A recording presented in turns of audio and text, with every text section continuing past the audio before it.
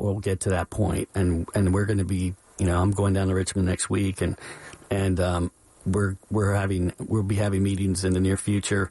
I think things are going to move pretty quickly when it does. And there's not that much of a delta between the House and Senate budget, and we have to. And the Constitution requires we have balanced budgets, and we both have balanced budgets.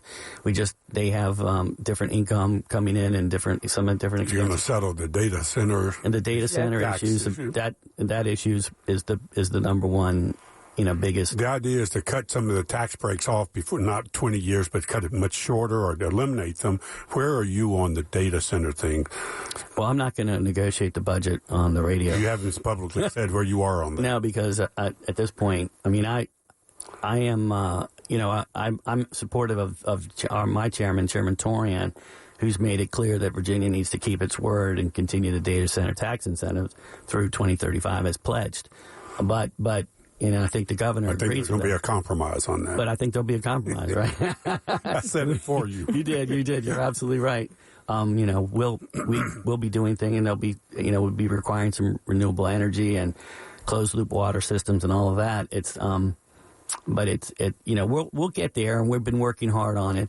And it's there's some of the it's really going to be the small issues at the end that we I think we'll have the biggest battle. I have one last question. Yeah, you spent a long time on redistricting. The Supreme Court of the state killed it.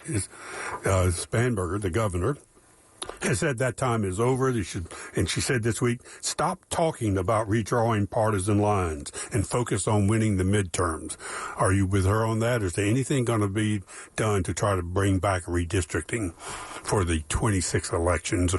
I think no is the answer. Yeah, the answer. The answer is no. We need to focus.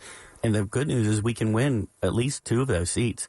So we're only talking about really a 2-member difference in what we would have had with those maps. You want to say which 2? No. Safer bet.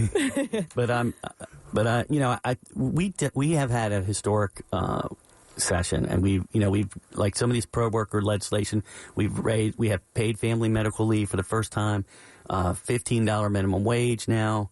We've got some great wage theft protection language. The Delegate Alfonso Lopez out of Arlington did.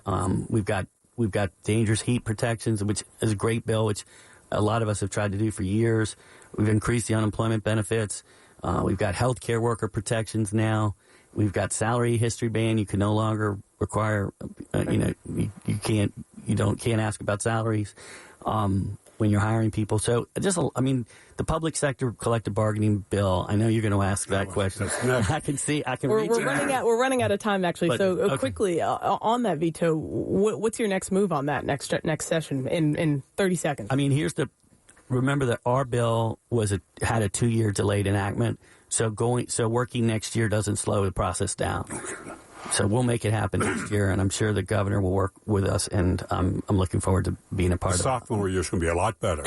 Sophomore year will be better. It will be. It always is. Right. All right. That is all the time we have with